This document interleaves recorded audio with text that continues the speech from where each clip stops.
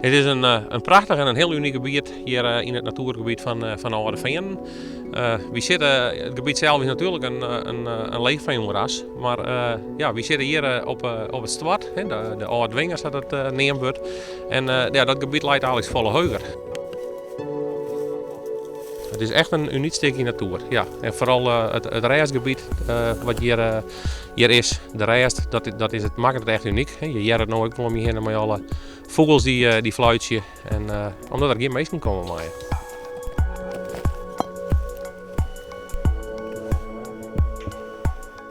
Jonken het afval leidt er een Lancaster bommenwerper uit de Tweede Wereldoorlog.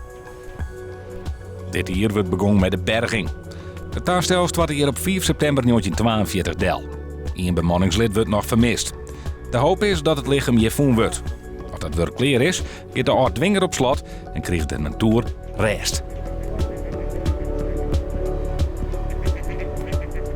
Eigenlijk creëer je er een rustgebied bij. En dat wordt nou toch de inrichtingsmaatregelen die je nou plakvinden, wordt het eigenlijk nog versterken.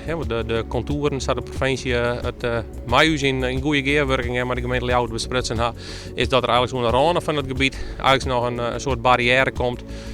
Waarmee en het 's morgens opsluiten wordt, maar waarbij ook de barrière om op het zwart te komen zeg maar vergroot wordt.